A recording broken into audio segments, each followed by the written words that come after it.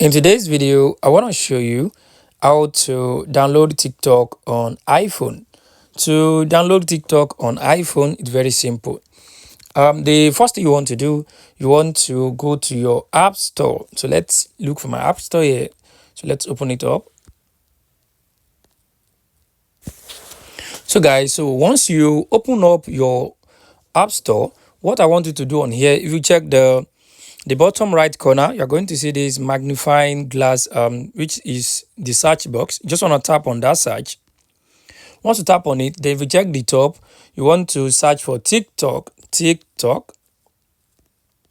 So let's select TikTok. So once you select TikTok, then you want to tap on TikTok again on here. So once you select it, will take you to this page.